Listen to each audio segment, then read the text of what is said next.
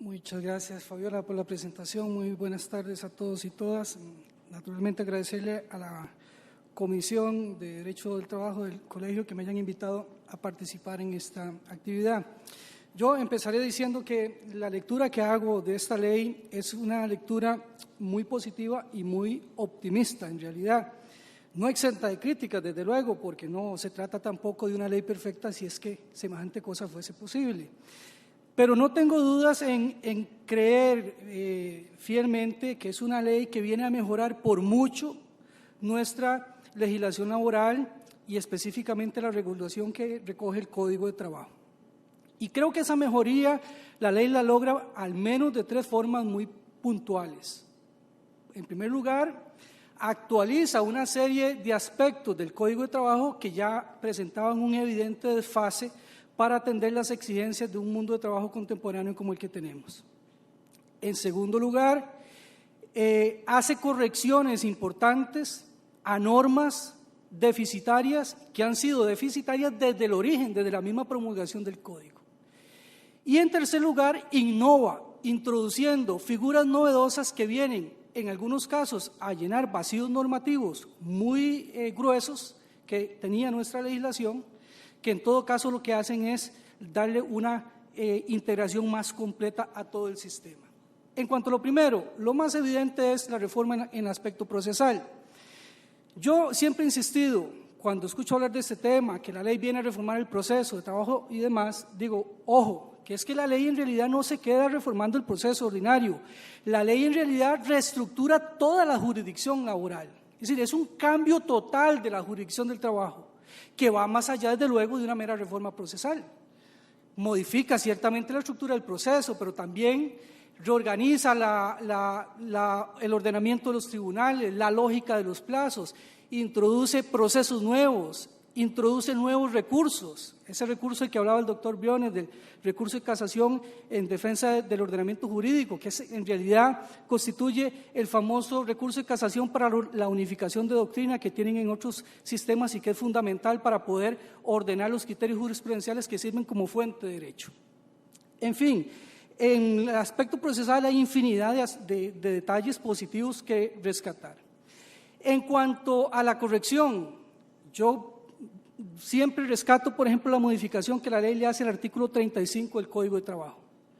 Eso no es una modificación cualquiera, eso es una auténtica corrección a una norma deficiente desde siempre. Todos sabemos que el artículo 35, que versa sobre la carta de despido, ha propiciado siempre prácticas abusivas porque el empleador en materia de despido disciplinario, pues despide a una persona trabajadora sin ni siquiera motivarle el despido. Es más, es que ni siquiera se le obliga a entregar la carta de despido. Y eso genera un estado de indefensión, repercute obviamente en la posición de partes en el proceso. Bueno, yo creo que la reforma que el Código le hace a ese artículo va a generar un cambio de 180 grados en la cultura de las relaciones laborales, porque pues se va a acabar esa práctica maliciosa de despedir diciendo que se despide por pérdida de confianza o con fundamento en el inciso L del Código de Trabajo, que es un cajón desastre que no nos dice nada. Bueno, lo que se hace, por ejemplo, en infracciones de trabajo, que ya aquí hubo dos expertos que hablaron en detalle de eso, esa modificación implica una auténtica corrección a una regulación que estaba plagada de deficiencias. Y aún con la lectura matizada que nos hace el doctor Olazo sobre el régimen de responsabilidad, lo que ahí se implementa es muchísimo mejor de lo que tenemos hoy en día. La modificación que se hace en materia de discriminación, igual, una auténtica corrección a normas sumamente deficientes. El artículo 618 del Código de Trabajo pues recoge un enunciado totalmente incompleto de lo que son prácticas discriminatorias. Ni qué hablar de lo que se hace en materia de huelga, que es que no ha habido nada más arcaico que la regulación que recoge el Código de Trabajo nuestro en materia de huelga. Bueno, ahí igual, la ley lo que hace es corregir todo aquello que era un sinsentido y que además ya estaba lleno de huecos por las intervenciones que ha hecho la Sala Constitucional. Ahí hay un cambio también sumamente importante. En fin, en materia de negociación colectiva, lo que hace el Código de introducir todo un capítulo para regular la negociación colectiva del sector público es también en esa vía un cambio sumamente importante porque establece normas claras y correctas para interpretar la negociación colectiva y tratar de superar todo ese estadio de inseguridad jurídica que hemos estado de que la Sala dictó al menos la famosa sentencia 4453 del año 2000, que desde entonces hemos estado todos metidos así como en una especie de Torre de Babel donde todo el mundo se habla pero nadie se entiende, que por aquí se puede negociar, no, ahí no se puede negociar convención colectiva, que esta materia es objeto de negociación, no, esa materia no es objeto de negociación porque la Procuraduría ha dicho tal cosa, que estos funcionarios sí pueden estar cobijados con la negociación, no, esos quedan excluidos porque la Sala ha dicho tal cosa, en fin, era de verdad un estado de incertidumbre total. Bueno, la ley viene a mejorar mucho en eso. Y yo también digo que mis mayores expectativas con la implementación de esta ley no están puestas en el aspecto procesal y en lo que tiene que ver con los efectos de aceleración de los procesos. Yo ahí tengo mis reservas y esperaría estar equivocado, pero me temo que el problema de la mora judicial no está en la estructura del proceso. Yo siempre he pensado que la mora judicial atiende a un problema estructural muchísimo más complejo. En un modelo de relaciones laborales como el nuestro, en donde prácticamente en ninguna empresa del sector privado existen mecanismos para atender el conflicto en su etapa inicial, donde ni siquiera hay organización de los trabajadores que puedan constituirse en un sujeto de autogestión del conflicto, y donde absolutamente todas las desavenencias que surgen en el mundo del trabajo, desde el reclamo del no pago de unas horas extras hasta el conflicto más complejo, hay que encauzarlo a la jurisdicción de trabajo, pues es imposible tener un proceso que atienda de manera ágil semejante demanda de litigio laboral.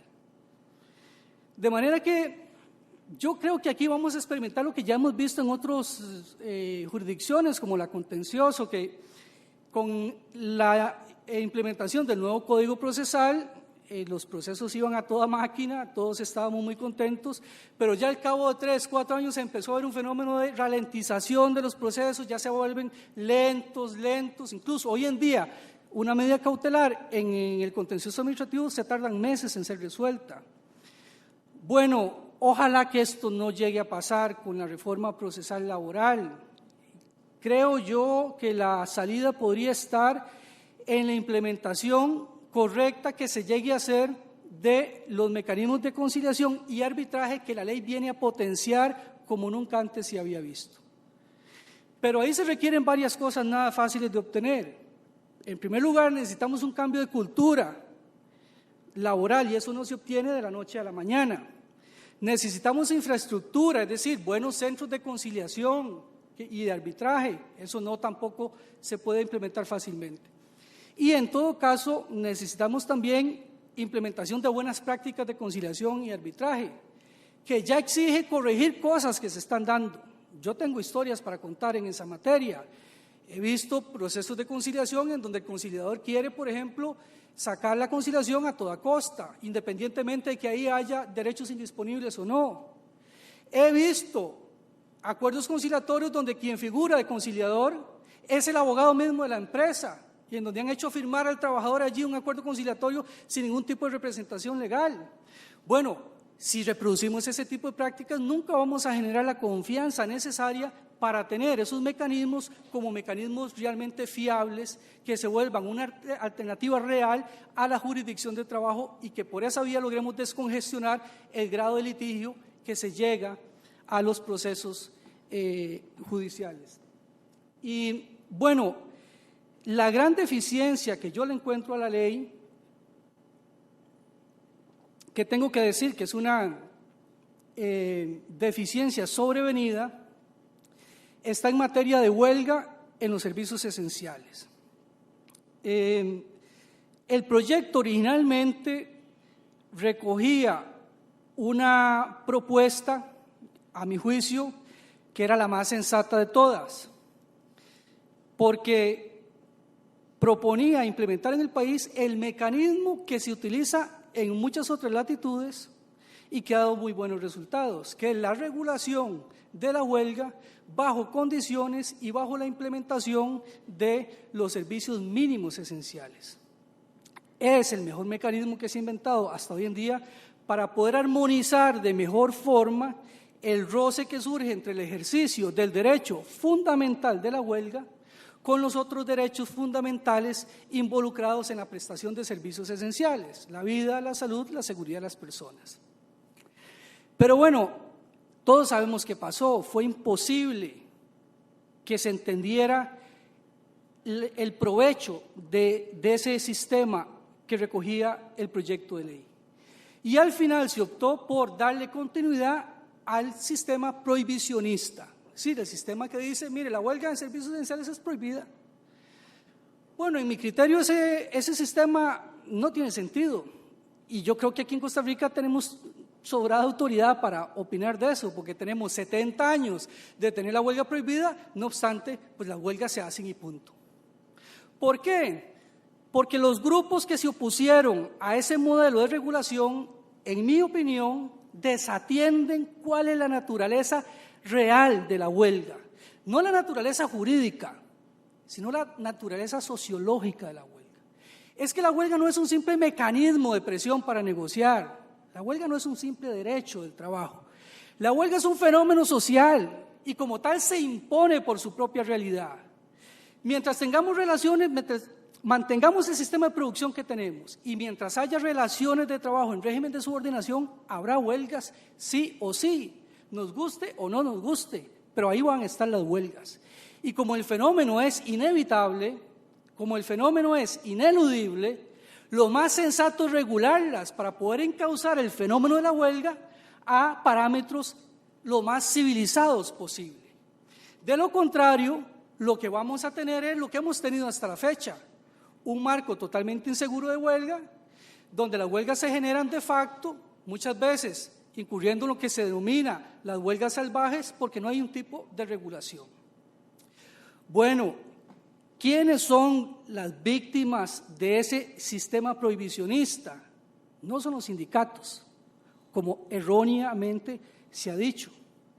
Los sindicatos en el esquema de huelga prohibida ejercen la huelga por derecho propio, como lo han hecho toda la vida, aquí y en cualquier otra parte del mundo. Las verdaderas víctimas de ese sistema absurdo prohibicionista que nos impusieron en la ley, continuando lo que está en el Código de Trabajo, son los usuarios de los servicios esenciales, que en todo caso, en la mayoría de países, siempre los usuarios de los servicios esenciales son clase también trabajadora y por lo tanto requieren una protección frente al fenómeno de la huelga. Por eso es que el derecho del trabajo siempre ha asumido la teoría de la regulación de la huelga en los servicios esenciales como una tarea propia, porque desde ahí también se atiende a la defensa de los intereses económicos y sociales de los usuarios que son clase trabajadora. Pero bueno, aquí no hubo forma, no se entendió esto. Aquí en este país hay un muy mal entendimiento sobre el fenómeno de la huelga. Hay grupos que no lo entienden o que no lo quieren entender y que al final nos terminan imponiendo este sistema de la prohibición que implicará que se sigan dando huelgas de facto al margen de todo ordenamiento. En el año 2011, por ejemplo, la Sala Constitucional dictó una sentencia reiterando la prohibición de la huelga en servicios hospitalarios. No le faltaron palabras a la Sala para decir que la huelga en servicios hospitalarios está prohibida. Bueno, hace apenas 2 semanas hubo una huelga en todo el sistema hospitalario que afectó los servicios en general y que no pasa nada, porque cuando una huelga estalla hay que resolverla. Yo siempre he dicho que el principio cardinal que integra toda la lógica de regulación de la huelga no lo inventó ningún jurista, esos sabiondos que pasan metidos en los aposentos académicos, no. Lo inventó un político costarricense cuando a propósito de una discusión de si la huelga era legal o era ilegal, dijo, miren, huelga es huelga y punto. Cuando una huelga se da hay que negociarla. Por eso es que los sistemas más de vanguardia siempre apuestan al modelo de regulación bajo el sistema de servicios mínimos. Bueno, la ley, repito, reiterando todo esto, ha dejado a todos los usuarios en desamparo. No hay protección para los usuarios de los servicios esenciales que seguirán siendo víctimas de huelgas intempestivas y demás. Y que quedaremos haciéndonos aquella famosa pregunta de los personajes de Chapulín Colorado, ¿verdad? Bueno, ¿y ahora quién va a defendernos? Esa es la gran pregunta que yo le dejo planteada a la ley y que ojalá a futuro se pueda hacer una reforma para volver a la propuesta razonable, sensata que recogía el proyecto de ley. Eso era lo que yo quería opinar y muchas gracias por escucharme.